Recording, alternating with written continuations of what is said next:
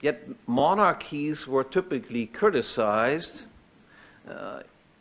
in particular also by classical liberals such as Mises and so forth, for being incompatible with the basic principle of equality before the law.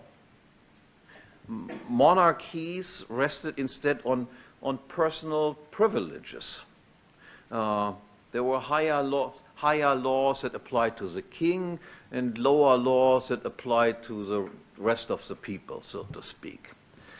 So the critics of monarchy argued the monarchical state had to be replaced by a democratic state, by opening participation and entry into the state government to everyone on equal terms, not just to an hereditary class of nobles and so forth. It was thought and it was claimed that the principle of equality of all before the law had been satisfied.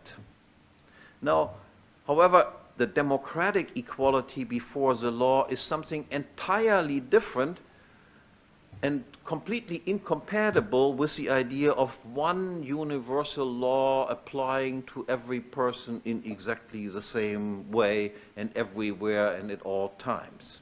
In fact, the objectionable schism between a higher law applying to kings and a lower law applying to regular folks exists under democratic conditions just as before. It exists in the form of the difference between a higher public law that applies to public officials and a lower private law that applies to regular folks. Under democracy, everyone is equal insofar as entry into government is open to all on equal terms. Everyone can become king, so to speak, not only a privileged circle of people. Thus, in democracy, no personal privileges or privileged persons exist. However, functional privileges and privileged functions exist. Public officials, as long as they act in an official capacity, are governed and protected by public law and occupy thereby a privileged position vis-à-vis persons acting under the mere authority of private law.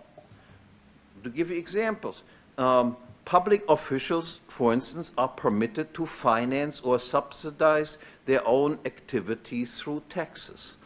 If, as a private person, I simply take your money out of your wallet, this is considered to be a criminal offense and I will be punished. If, as a public official, I come to you and do exactly the same thing, this falls under public law, is considered to be a legal activity. If, as a private law, I take you and beat you up and force you to work for me day and night, this would be considered kidnapping, slavery, and whatever, and is, of course, a great offense. If I do that as a public official, then it is called public service, military draft, and things like this is perfectly all right. If, as a private citizen, I take your money and against your will and then give it to somebody else, this is considered to be stealing and fencing of stolen good. If I do that as a public official, then this is called social policy or redistribution of income. From the point of those people who are affected by it, it makes absolutely no difference. So you realize quite clearly that there exists this difference between higher law applying to public officials, functionaries, and a lower law applying to normal citizens is just as much preserved under democratic conditions as it existed under monarchies. You can say, so to speak, privilege and legal discrimination and the distinction between rulers and subjects will not disappear under democracy. To the contrary, rather than being restricted to princes and nobles, under democracy, privileges will be available to all.